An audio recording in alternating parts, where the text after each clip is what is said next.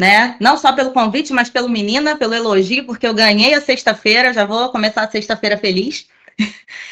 Bom, e eu sou a professora Thaís, né? Professora porque eu exerço o papel de professora atualmente, mas a minha formação ela é em nutrição, então eu sou nutricionista, fiz 10 anos de formada agora, tem 10 dias. E essa questão, né, da minha formação que o Pedro falou, que apesar desse rostinho jovem que vocês veem, que já foi um pouco mais, hoje em dia nem tanto,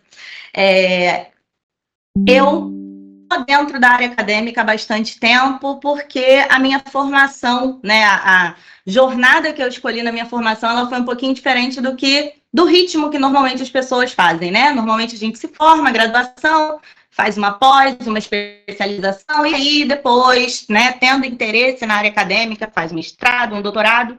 Eu fiz o caminho inverso, né? Eu queria, desde o segundo período da graduação, ser professora. Eu sabia que eu queria ser professora de nutrição.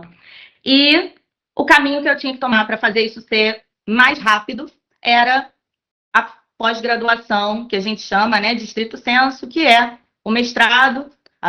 Nós, nutricionistas, a gente sai com uma formação de bacharel, então nós não temos habilitação para dar aula. O que nos habilita a fazer isso, né, é ou uma especialização ou um mestrado, e aí eu fui para o mestrado, e depois, né, direto também para o doutorado, isso sem pausa, por isso que foi tão rápido assim, né, as pessoas acham que foi tão rápido, mas fui direto para o doutorado porque, para quem não sabe, para que a gente consiga fazer um concurso, por exemplo, para professor de universidade pública, para professor efetivo, o doutorado ele é um requisito mínimo. Então, sem doutorado, a gente não consegue nem prestar esse tipo de concurso. E como esse era o meu objetivo, desde o início lá eu fui traçando isso. Então, por isso que eu virei doutora, né? Talvez com uma idade um pouco menor do que vocês vão ver boa parte dos doutores por aí, mas, como eu falei, o caminho inverso. Depois de terminar o doutorado, eu resolvi fazer uma especialização e estou aí fazendo a minha especialização em fitoterapia, que não tem nada a ver com o que eu atuo hoje em dia, mas é uma área que eu gosto bastante. E hoje, né, bom, como eu segui esse caminho, hoje eu sou professora de 2 instituições aqui no Rio de Janeiro. Eu sou professora na UERJ, na Universidade Estadual, Universidade do Estado do Rio de Janeiro, e sou professora há 6 meses, desde o início de 2025, e sou professora há 4 anos na Universidade Cândido Mendes, que é uma instituição privada, e desde o último mês eu venho atuando como coordenadora acadêmica do curso de nutrição dessa mesma instituição. Bom, tentei resumir ao máximo aí, né, formação e atuação.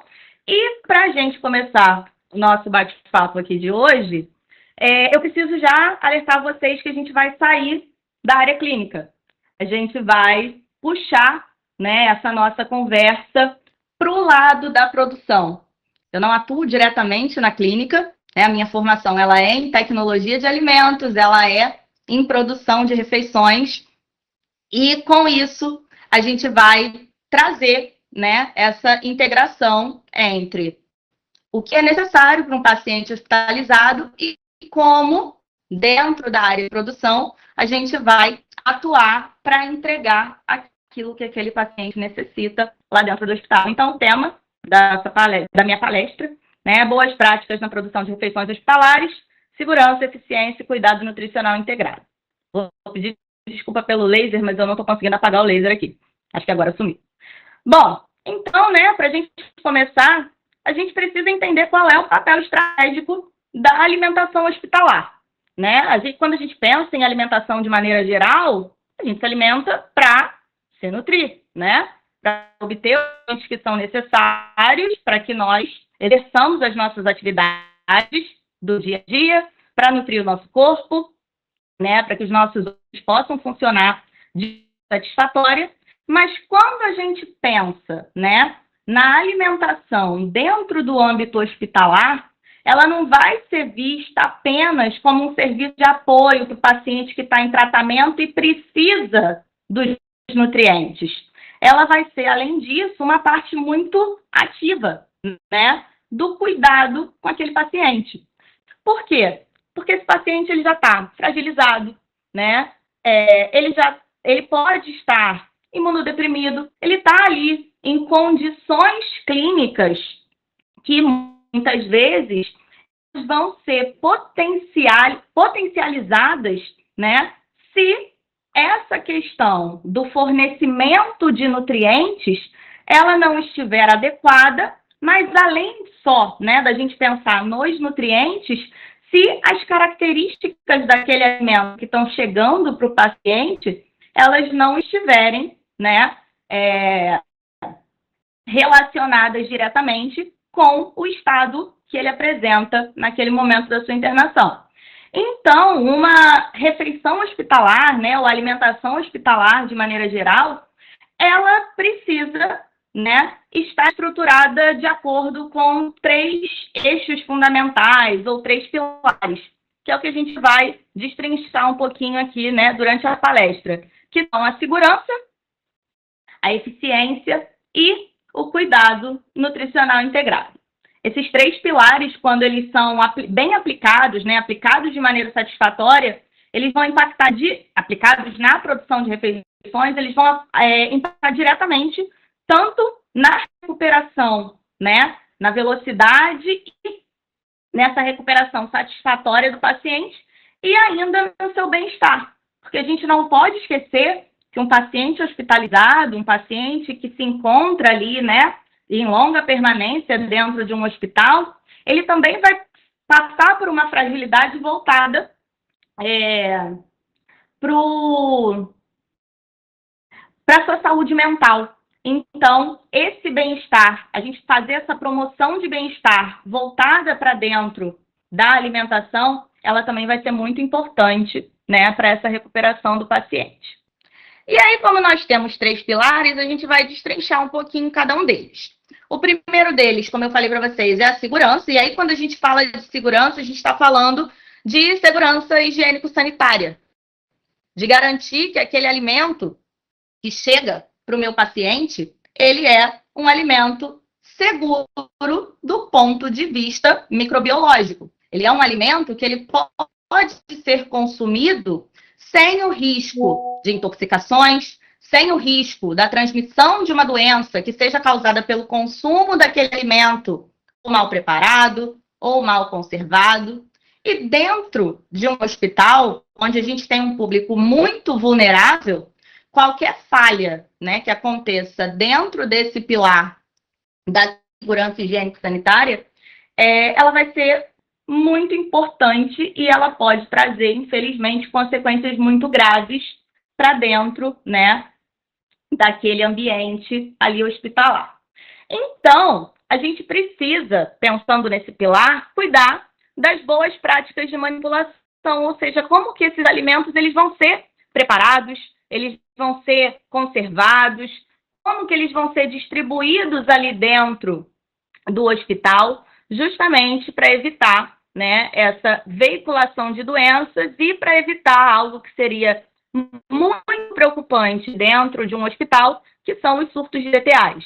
As DTAs são as doenças transmitidas por alimentos, né? A gente também pode ver outra nomenclatura, que são doenças veiculadas por alimentos, eles são sinônimos, e essas doenças, elas são doenças causadas, né, através do consumo de alimentos ou água que não estão em condições higiênico-sanitárias adequadas e contém micro-organismos ali patogênicos se proliferando naquele alimento.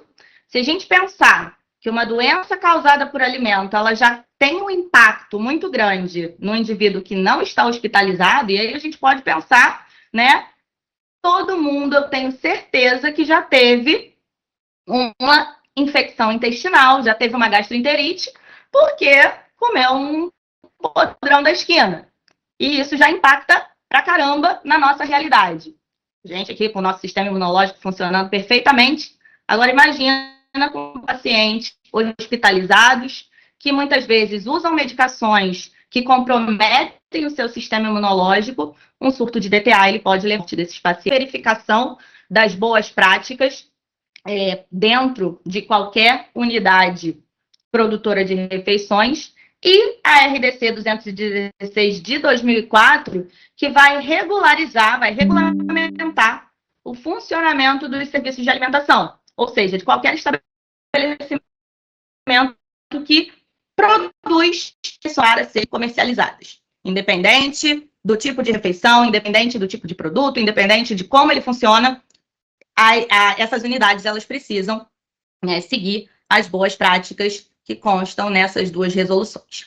Mas quando a gente traz isso para dentro do hospital, vamos ter ainda uma regulamentação específica para unidades de alimentação e nutrição hospitalares, que é a RDC 54 de 2014, que ela vai definir os padrões de qualidade e de segurança no preparo das refeições para pacientes com diferentes necessidades clínicas.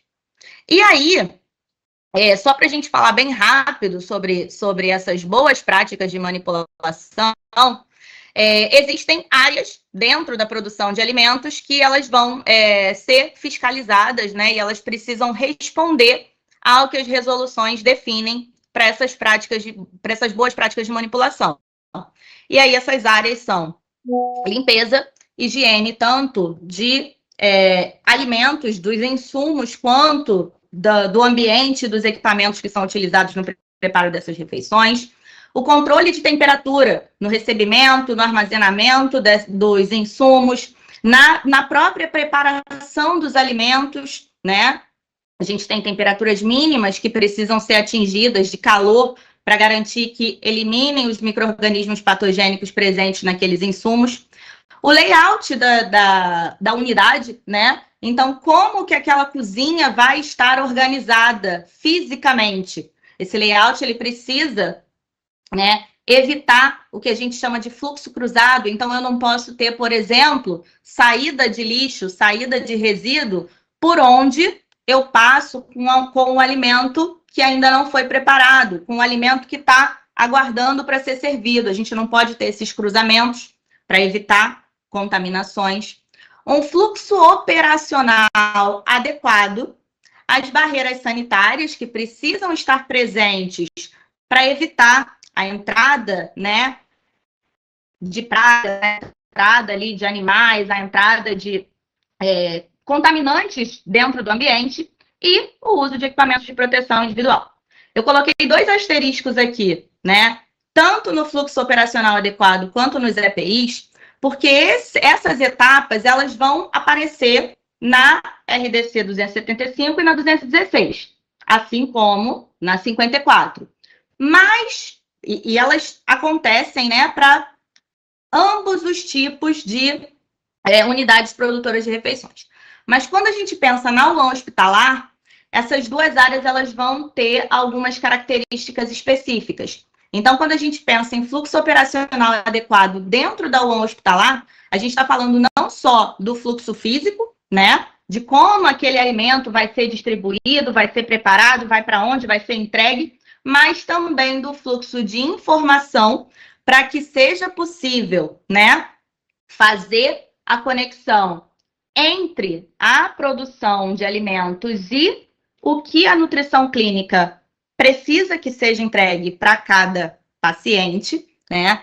Além da distribuição, que ela vai ser separada por característica de dieta, então uma dieta normal, que não teve ali nenhuma alteração, nem inconsistência, nem aumento ou redução de algum tipo de nutriente. Elas vão ser transportadas, né? Enviadas diretamente lá para os refeitórios ou para os setores nos carrinhos térmicos.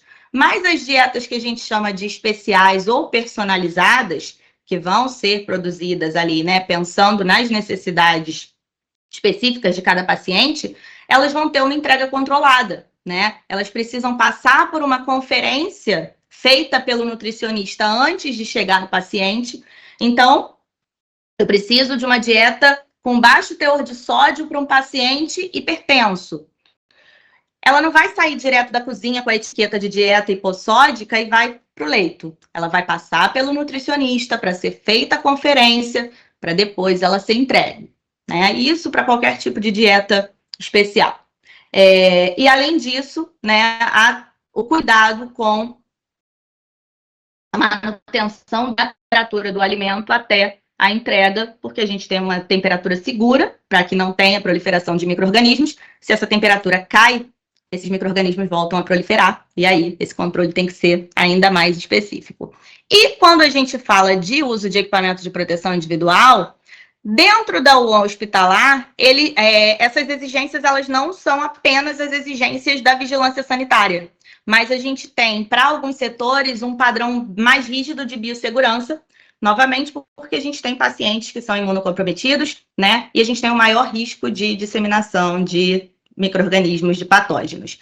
Então, para alguns setores, por exemplo, como para produção de dietas interais, além do uso de touca, de cabelo, né, do uniforme, das mãos lavadas o tempo todo, a gente precisa o não uso de adornos, de maquiagem, de cosméticos, mas por exemplo, para nutrição interal, a gente precisa do uso de máscara facial, aquela máscara N95, né, que é uma barreira maior contra a liberação ali dos micro-organismos que estão presentes na nossa secreção salivar, óculos de segurança ou protetor facial e, muitas vezes, luvas descartáveis e jaleco estéril descartável para setores específicos.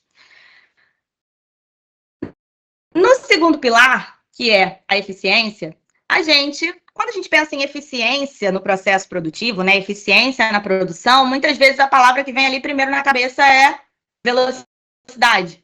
Mas eficiência não é só produzir, é produzir com planejamento, com segurança, com qualidade e, principalmente, evitando desperdícios de alimento durante essa produção. E aí, quando a gente pensa em eficiência, a gente vai ter alguns itens que vão reger essa produção para garantir essa eficiência que a gente procura nos processos produtivos. Então, o primeiro desses itens é o planejamento de cardápios, né, que a gente aprende lá na técnica dietética. O que eu tenho que levar em consideração na hora de montar um cardápio, além, é claro, né, das individualidades de cada pessoa, de cada paciente. Safra de alimentos. Não adianta eu querer colocar em julho suco de abacaxi na dieta se eu não vou encontrar abacaxi satisfatório para comprar no mercado. E quando eu encontro, o preço dele está lá em cima, porque não está dentro da safra.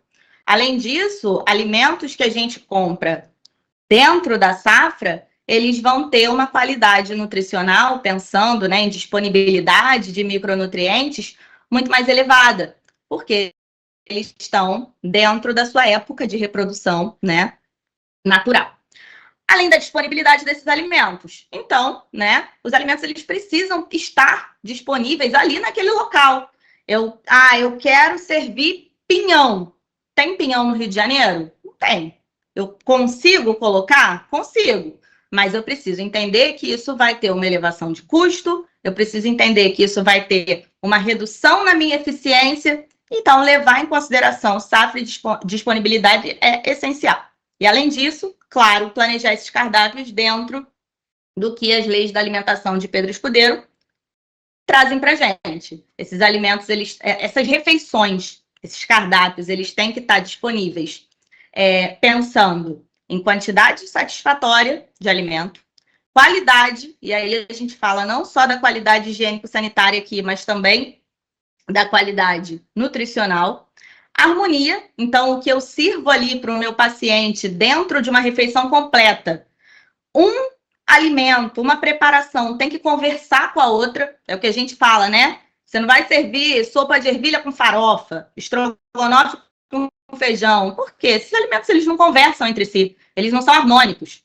Claro, as preferências individuais, cada um tem as suas. Pode ter alguém aqui que goste de comer estrogonofe com feijão e tá tudo bem. Mas são alimentos que não são harmônicos. E por último, a adequação. Quando a gente fala de adequação, a gente está falando de adequação às necessidades nutricionais daquele paciente, às preferências alimentares daquele paciente e aos hábitos culturais daquele paciente. Segunda coisa, previsão de demanda. Para eu ter eficiência na minha produção, eu preciso saber quantas refeições vão ser produzidas diariamente, quais são essas refeições, quais as variedades que eu vou precisar dentro daquelas refeições ali no meu hospital. Todas elas vão ser dietas normais? Ou eu vou ter alguma que precise ter menor teor de sódio? Eu vou ter algum paciente que precise de uma dieta com menor teor de açúcar ou sem açúcar? Eu vou ter algum paciente que precisa de maior disponibilidade de fibra, de menor disponibilidade de proteína. Então, tudo isso faz parte da minha previsão de demanda. A aquisição dos insumos, então, para eu preparar o alimento, eu preciso comprar isso. E para eu comprar, eu tenho que levar em consideração. Eu preciso de um planejamento de compras muito bem estruturado.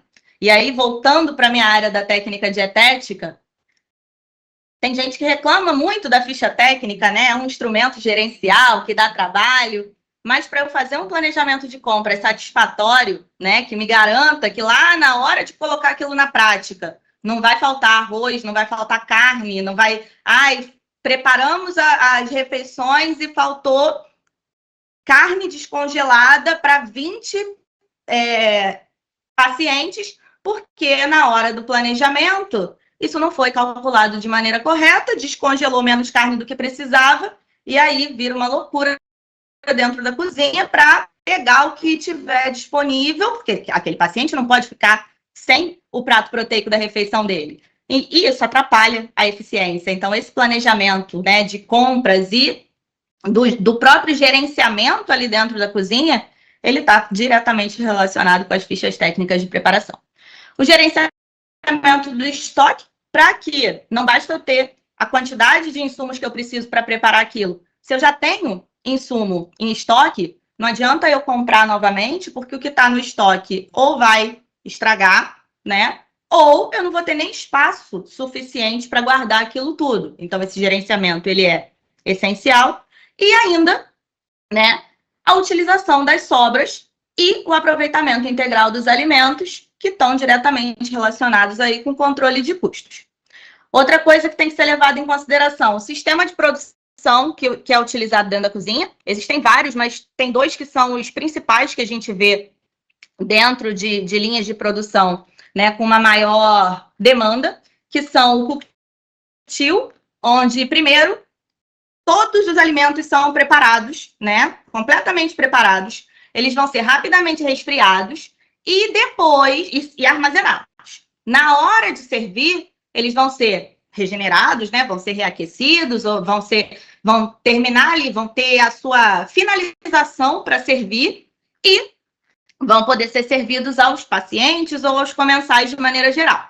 O cook-till, ele é uma estratégia muito interessante quando a gente precisa ter flexibilidade no serviço, né? Eu mantenho qualidade, eu mantenho segurança alimentar, mas eu tenho uma flexibilidade maior na linha de produção. Já a linha fria, ela vai ter uma produção antecipada ali, né, das preparações, e ela vai ficar armazenada ou sob refrigeração ou sob congelamento até o momento daquilo, né, ser levado ali para os comensais. Qual é o grande problema da linha fria? Quando a gente deixa esse alimento mais tempo refrigerado ou leva para o congelamento. Na hora de regenerar esses alimentos, a gente pode ter perda na qualidade. Então, aumenta a eficiência, né? Traz um ganho de tempo aí absurdo. O uso da equipe, ele pode ser melhor distribuído, mas a gente vai ter perdas sensoriais que podem ser importantes, dependendo do tipo de preparação que a gente esteja falando, que vão descaracterizar muitas vezes aquele alimento. E para garantir que a gente teve eficiência, a gente usa os indicadores de produtividade, né? Que vai ser feita ali para identificar os gargalos que estão atrapalhando essa eficiência e melhorar a produção. Então, a gente avalia desperdício, né? O que a gente chama, a gente tem sobra limpa, que é o que não foi servido, e a sobra suja, o que voltou o que foi servido e voltou. Se eu tenho muita sobra limpa, né? Eu preparei mais alimento do que eu precisava para servir. Então, eu posso diminuir isso no meu planejamento de preparo de refeições.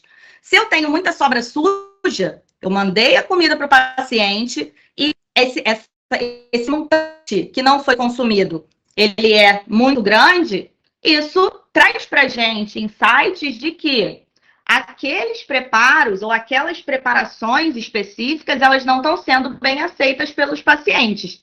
E aí a gente pode, a partir, né, da análise de desperdício, ver as falhas do planejamento ou até mesmo a aceitação do cardápio.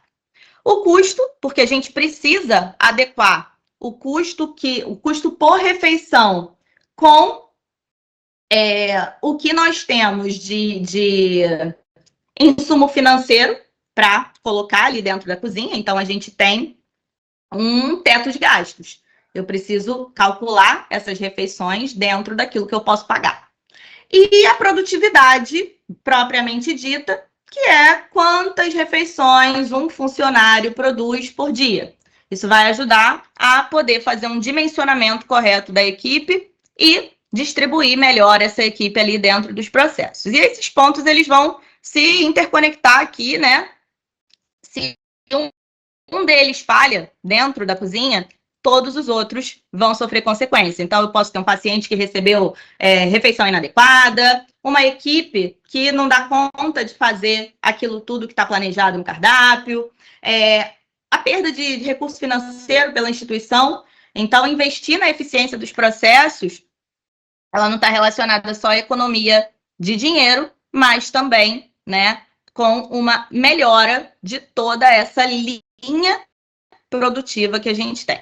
E, por último, o cuidado nutricional integrado, que tem como prerrogativa alinhar a produção de alimentos que vai ser servida ao cuidado clínico. Aquilo que o nutricionista que está em contato com o paciente lá no leito, ele prescreve como necessidade para aquele paciente. E dentro do cuidado nutricional integrado, a gente vai levar em consideração a individualização das dietas, né? Dentro da nutrição, a gente fala muito em plano alimentar individual e personalizado. Não é porque meu paciente está no hospital que ele vai ter um cardápio que vai ser servido diariamente para ele consumir, que essa individualização ela não vai ser levada em consideração. Então, a gente vai ter, dentro dessa individualização, a mudança de consistências da minha dieta, né? Eu posso ter uma dieta normal, que é o que a gente come no dia a dia, né? Eu tenho um alimento mais sólido, outro mais pastoso, outro mais líquido. Ou eu posso ter a necessidade de dietas com consistência modificada. Uma dieta batida, uma dieta completamente líquida, uma dieta mais pastosa, que vai estar relacionada ali diretamente com a capacidade mastigatória e de deglutição do meu paciente. Eu tenho um paciente idoso que já teve uma perda dentária considerável. Eu não posso dar um alimento sólido, um alimento crocante para aquele paciente, um pedaço de bife, que ele não vai conseguir comer. Então, eu preciso modificar essa consistência. Mas eu, na produção, não estou lá em cima. Quem tem que me falar isso? O nutricionista da clínica, que vai mandar isso para a produção, para que a gente faça as modificações necessárias. Além disso, a gente tem a necessidade, muitas vezes, das dietas interais. Eu tenho paciente que não vai conseguir deglutir, ou que por algum motivo clínico, ele não pode ter acesso, né, de alimento ao trato gastrointestinal superior. O que eu faço? Eu não alimento esse cara? Não, ele vai receber a sua dieta por uma outra via, né? Via interal, o que a gente fala é o uso de sonda. Seja a sonda pelo nariz, seja a sonda pelo intestino, pelo estômago, né? E aí, a gente pode ter essas necessidades. Como é que eu vou saber que eu tenho que fazer dieta interal? Tem que vir lá de cima do nutricionista clínico. E as restrições específicas. Paciente que não pode consumir alto teor de sódio, o diabético que não pode consumir açúcar, o paciente renal que precisa de um teor de proteína menor, tudo isso precisa ser levado em consideração e faz parte do cuidado integrado. A comunicação entre os setores, então, é essencial para que esse cuidado integrado aconteça. Eu preciso da da comunicação entre a cozinha, o nutricionista clínico e, muitas vezes, a equipe multi. Nós, nutricionistas, nós não temos habilitação para avaliar a capacidade de deglutição do paciente. Como é que eu sei que um paciente que estava em dieta líquida já consegue evoluir essa dieta para uma dieta pastosa? Eu preciso do fonoaudiólogo que vai avaliar essa capacidade de deglutição. E esse é só um dos exemplos, né? Mas a gente tem diferentes exemplos onde a equipe multiprofissional ela vai ser completamente necessária ali nessa avaliação, nessa comunicação. E, por último, garantir que, apesar das diferentes consistências, das diferentes restrições, aquele alimento seja palatável e ele tem que ser gostoso. Ninguém gosta de comer comida ruim. A gente não gosta de comer comida ruim. Imagina o paciente que está fragilizado, hospitalizado, né? Meu pai ficou hospitalizado tem 2 anos, fez uma cirurgia de coração, ficou quase 2 meses hospitalizado. Meu pai perdeu quase 20 quilos porque não conseguia comer a comida do hospital. Era um negócio que não tinha gosto de nada. Ninguém gosta de comer comida ruim. E não é porque a dieta é modificada que ela precisa ser ruim. Esse é o grande problema, né? E que traz muito essa visão negativa da comida de hospital. Então, ela tem que ser gostosa, ela tem que ser palatável. Ela precisa acolher as necessidades do paciente. Então, muitas vezes, o paciente está ali, né? Está muito tempo hospitalizado, está com vontade de consumir uma coisa específica. Se possível, a gente consegue colocar ali dentro do cardápio dele. E a dignidade, né? Pensando no bem-estar, na saúde mental e na própria recuperação do paciente. E aí a gente tem, né, exemplos bastante claros que favorecem, né, esse resultado do cuidado nutricional integrado. Então, paciente com disfagia, né, não conseguia deglutir de maneira satisfatória. A textura estava ok, mas o sabor estava ruim, estava comprometido. Produção e clínica, nessa comunicação intersetorial, conseguem ajustar, por exemplo, esse sabor utilizando especiarias, utilizando ervas que vão melhorar, né, o sensorial daquele alimento e vão fazer com que o paciente tenha mais vontade de comer, que ele aceite melhor aquela dieta, que ele aceite melhor aquele cardápio, o que vai aumentar o aporte calórico, aumentar o aporte de nutrientes e garantir a recuperação. Alimento que chega com temperatura fora da temperatura ideal lá no leito. Sai da cozinha o alimento na temperatura correta, mas demora muito para ser distribuído. Quando chega no paciente, a comida está gelada. O paciente não vai consumir. Então, comunicação entre equipe multi, né?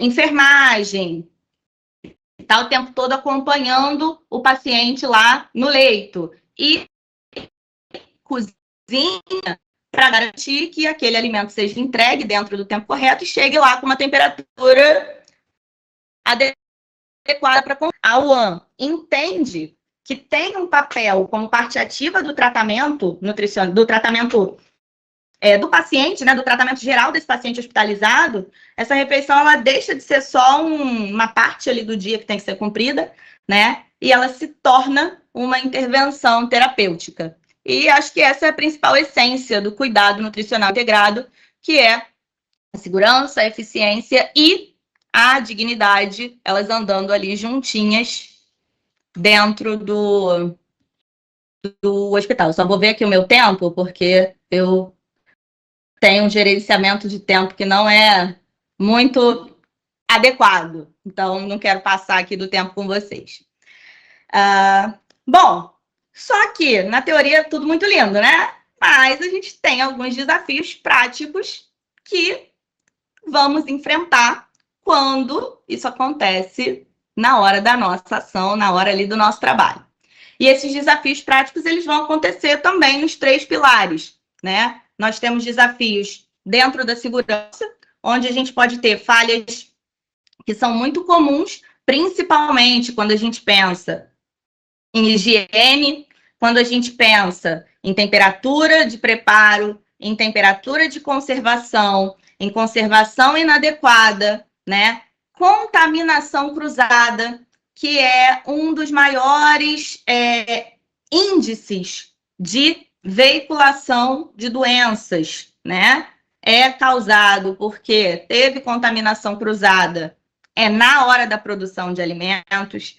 Então, um dos maiores desafios é garantir, né, é identificar onde que essas falhas podem acontecer dentro da tua estrutura de UAM e aplicar ali, né, treinamentos, capacitações, atualizações dos treinamentos para a tua equipe, para os teus colaboradores, para que essas falhas, elas não aconteçam. Quando a gente fala de treinamento e atualização de equipe, esse também é um desafio muito grande, porque muitas vezes o colaborador ele recebe ali um treinamento na hora que ele é contratado. E passa o tempo e ele nunca mais foi atualizado. Eu mudei um equipamento, mas eu não fiz uma atualização do meu ASG, do meu auxiliar de serviço geral, de como ele vai higienizar aquele equipamento novo. E isso pode levar a algum tipo de falha, a algum tipo de erro, né? Eu mudei o fogão, eu troquei o fogão por um fogão mais moderno, modernizei ali o fogão que é utilizado, mas eu não ensinei para minha cozinheira como que ela vai controlar a temperatura da chama naquele fogão novo. Então, não só aquele treinamento inicial, mas essa atualização dos meus colaboradores, ela é muito importante. E por último, né, o monitoramento do que está acontecendo de fato dentro da sua cozinha e o nutricionista agir com liderança ali dentro, porque nós, como responsáveis técnicos de uma unidade de alimentação e nutrição, nós somos os líderes, nós somos os gestores daquela unidade e nós precisamos fiscalizar e intervir quando tiver coisa errada acontecendo. No segundo pilar, que é a eficiência, os maiores desafios eles estão relacionados com a sobrecarga da equipe, porque é muito comum a gente ter uma equipe reduzida para dar conta de tudo aquilo, né, que é necessário ali dentro da cozinha. Então, uma coisa que não poderia acontecer, mas que na prática, infelizmente, a gente vê é acúmulo de função. Então, a mesma funcionária que prepara a salada é a funcionária que depois vai lavar o chão da cozinha. A gente não pode ter isso acontecendo, né? Mas, infelizmente, devido às equipes reduzidas muitas vezes, principalmente quando a gente pensa, né, em instituições públicas, a gente vai se deparar com isso. Mas é um grande desafio e a gente precisa entender como, né, organizar aquela pequena equipe que eu tenho para dar conta daquela demanda que está sendo solicitada. E a falta de sistematização dentro de estoque, dentro de controle de compras, e a gente está falando aqui novamente da minha querida ficha técnica de preparação. Quando eu falo de sistematização, não estou falando de um sistema moderno que precise de computadores e de softwares para fazer esse controle. É colocar aquilo na planilha e ver o que eu tenho. Eu tenho 100 quilos de arroz, esses 100 quilos de arroz dão para quanto tempo no meu número de refeições produzidas por semana? 100 quilos de arroz dá para uma semana? Então, eu não vou pedir arroz nessa compra de agora, eu vou pedir na da semana que vem. Eu tenho 120 quilos de batata que o hospital comprou porque estava mais barato e eles compraram batata além do que eu pedi. O que eu preciso fazer? Vou deixar aquela batata estragar? Não, mas se eu tenho um cardápio planejado, eu consigo, com antecedência, fazer uma substituição ali. Poxa, eu ia usar, sei lá, aipim? Então, vamos trocar esse aipim por aquela batata que está sobrando para não estragar no estoque? Isso é sistematização, né? Não necessariamente pensando em máquinas, mas pensando em inteligência. E, por último, cuidado integrado, né? Que os maiores desafios, eles vêm pensando na necessidade do nutricionista responsável técnico não ter uma formação em gestão, nem em gestão de pessoas, nem em gestão de processos, nem em gestão de recursos, muito menos em gestão de cozinha. E a falta, né, dessa formação em gestão, ela vai dificultar demais a tomada de decisões estratégicas e ainda mais pensando, né, na interface com a direção do hospital. Porque muitas vezes a gente precisa chegar e peitar e falar, olha, vocês não querem comprar tal coisa, mas eu preciso que seja, vocês não querem comprar tal marca, né, de feijão, que vocês querem comprar outra que está R$ 2 mais barato o quilo, mas essa daqui eu te garanto um rendimento muito maior do que aquela que você está comprando e mostrar isso, né? Porque quando a gente vai brigar por esse tipo de coisa, a gente precisa mostrar resultado. Então, mostrar ali em número. Quando o RT ele não tem, né, essa prática na tomada de decisões estratégicas, isso pode prejudicar muito, porque como é que ele vai justificar para a direção gastar R$ 2 a mais no quilo do feijão? Como é que ele vai justificar que lá na frente isso vai estar gerando, né, vai estar diminuindo a quantidade de recurso financeiro utilizado? A autonomia, ela está relacionada também com a autonomia do setor, né, da UAM, para ajustar os cardápios conforme o que eu tenho ali para trabalhar, né? E aí a gente volta naquilo que eu falei da sistematização, né? Eu já tinha um cardápio planejado, mas eu estou vendo alguma coisa estragando lá no meu estoque. Eu preciso ter autonomia para fazer essa mudança. E muitas vezes, em algumas instituições, essas decisões elas ficam muito engessadas, né? E quando a gente tem demanda emergencial, isso não consegue ser cumprido. Então, ter autonomia é muito importante. E aí, novamente, né, é um desafio que, dependendo da instituição onde você esteja trabalhando, onde você esteja alocado, nem sempre a cozinha vai ter toda essa autonomia. E, por último, o controle financeiro. A gente precisa equilibrar a necessidade da qualidade, tanto nutricional quanto sensorial, com o orçamento que eu tenho. Então, muitas vezes eu tenho um orçamento extremamente limitado e para cá a gente vai ter que botar a cabeça para funcionar de novo e ter criatividade para transformar aquela pouca variedade de insumos, por exemplo, né, que eu tenho ali disponíveis, em refeições que são adequadas, que são seguras e que vão ser atrativas ali, né, para o meu paciente. E aqui, quando a gente pensa em controle financeiro, o aproveitamento integral de alimentos, gerenciamento de sobras, eles vão fazer toda a diferença, né, em a gente conseguir trazer uma variabilidade maior de preparações nos cardápios que vão ser servidos. Então, esses 3 desafios, né, apesar deles serem desafios, esses desafios que a gente comentou, apesar, né, de serem aí muitas vezes difíceis da gente levar em consideração, eles não vão anular a importância dos 3 pilares, mas muito pelo contrário, eles mostram a necessidade dessa integração, né, para poder trazer um resultado satisfatório. Aqui um pouquinho mais rápido por causa do tempo, mas eu deixei o QR Code de cada um dos estudos, eu trouxe 3 estudos só para trazer em números, né, com essa avaliação das adequações dentro de UANs hospitalares. Então, esse primeiro estudo ele é do Rio Grande do Sul, né? Ele foi feito em um único hospital privado no Rio Grande do Sul, que atendia 55 leitos de diferentes especialidades. Apesar de ser privado, tinha convênio com o SUS. E a unidade de alimentação e nutrição dentro do hospital contava com uma nutricionista, que também era responsável técnica, 2 cozinheiras e 4 copeiras. E eles recebiam insumos de 13 fornecedores diferentes. 1.000 refeições mensais, aproximadamente. Então, a gente vê que é uma equipe pequena, mas 1.000 refeições mensais. Isso leva a uma média aí, né, de 30 refeições diárias. Então, esse tamanho de equipe, apesar de ser uma equipe pequena, lida muito bem com esse tamanho, com essa demanda de refeições que eram oferecidas ali, né? Mas, apesar de ter um número pequeno de refeições, eles trabalhavam com 6 tipos diferentes de dieta, né?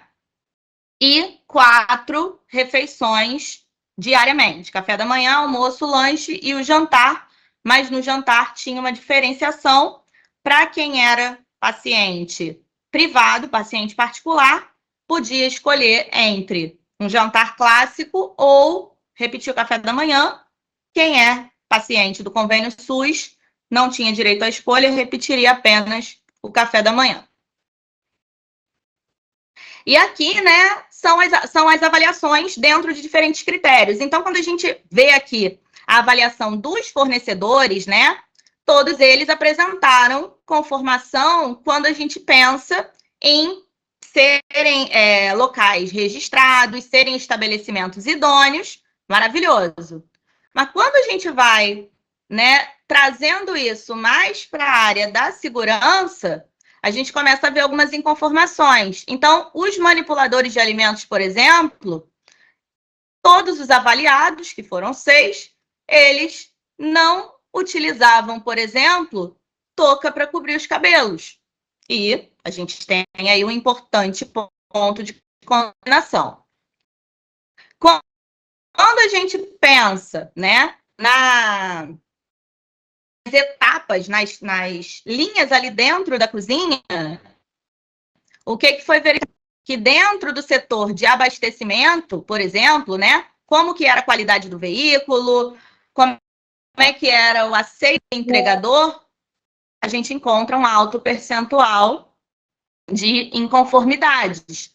Novamente, eu tenho aqui mais um ponto de cuidado com esse tipo de problema que pode acontecer dentro da produção de refeições.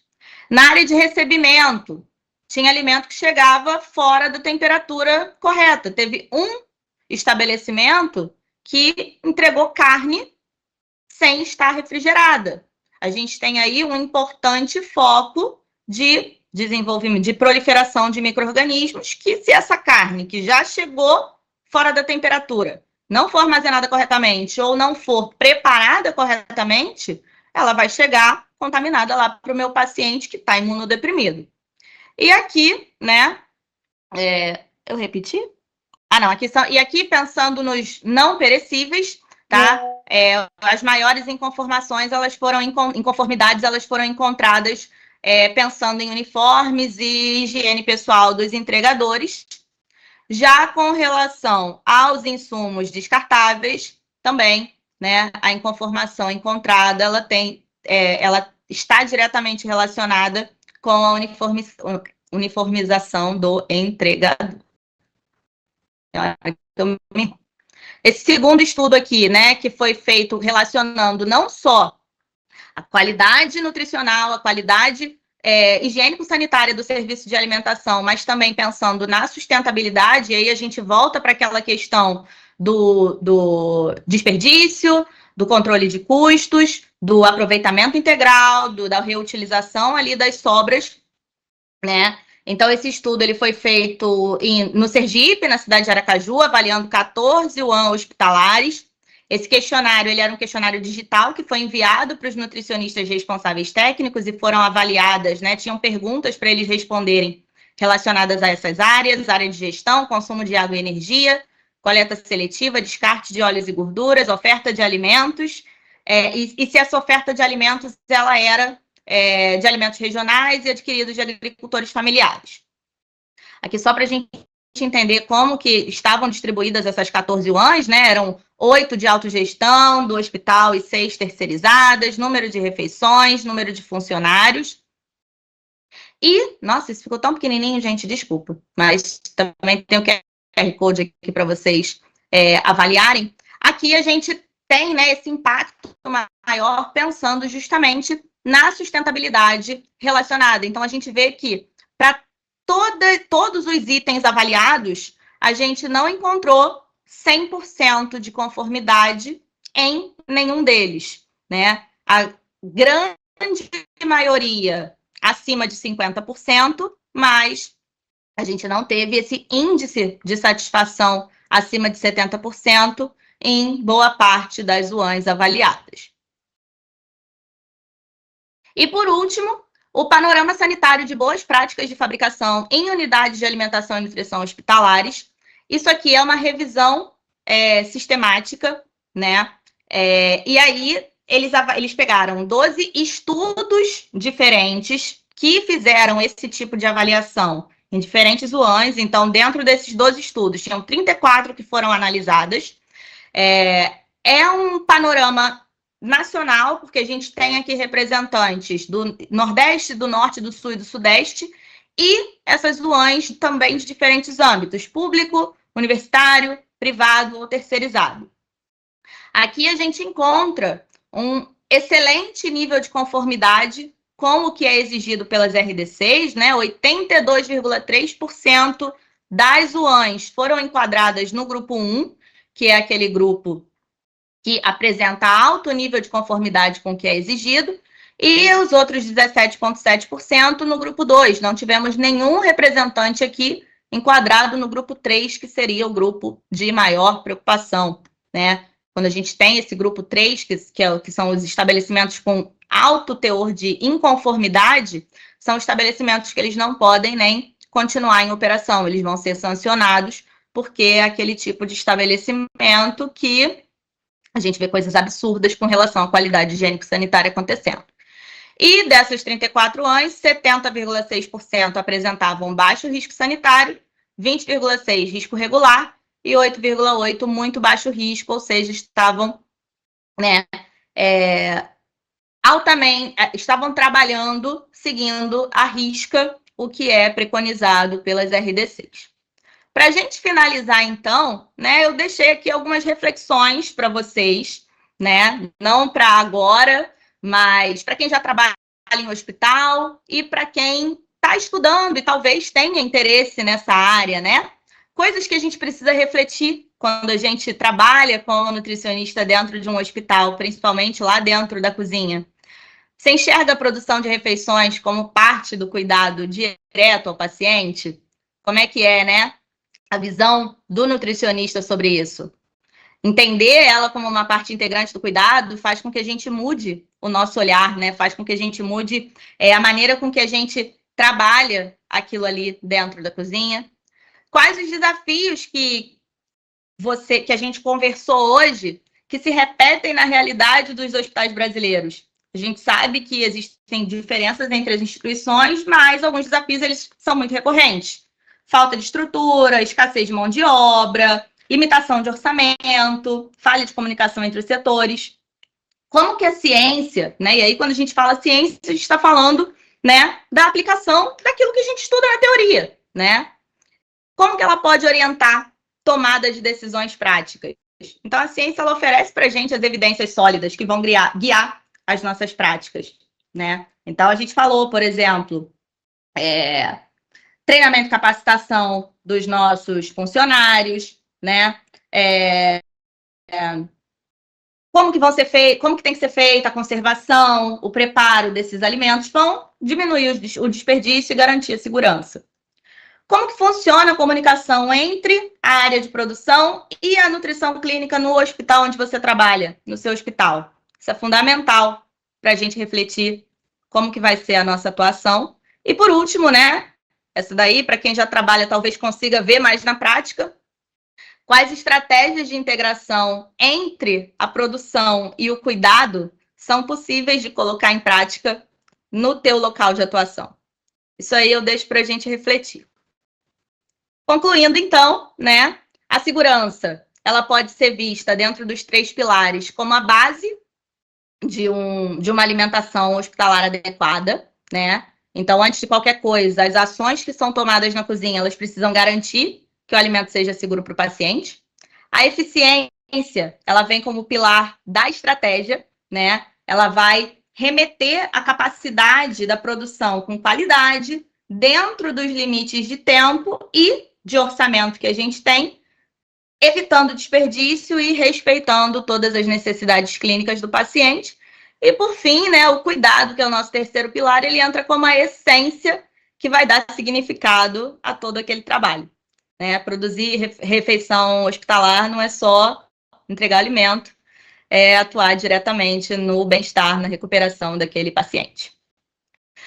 As refeições hospitalares, então, elas têm um papel estratégico da produção nessa produção de refeições de qualidade, aí eu reforço, quando a gente fala de qualidade, não é só nutricional, só higiênico-sanitária, mas levando em consideração a qualidade sensorial também, que é muito importante a gente prezar dentro de um ambiente hospitalar, e que as boas práticas de fabricação, elas deixam de ser só um conjunto de normas, né, de técnicas que são obrigatórias, e elas se tornam ali uma expressão concreta do cuidado, da responsabilidade e da ética profissional que tem que nortear a nossa atuação. Eu gosto de frases de impacto, então eu queria finalizar com essa. Nutrir um hospital é participar da cura, respeitar fragilidades e promover dignidade. Muito obrigada. Já peço desculpa se eu me excedi no tempo, porque quando eu comecei a contar aqui não estava no zero, então eu não sei se eu me excedi, já peço desculpa se por acaso isso aconteceu. Deixo aqui os meus contatos para vocês, então tem meu perfil do Instagram, tem o meu e-mail, e agora eu estou disponível para a gente tirar dúvidas. Caso vocês tenham dúvidas, é claro.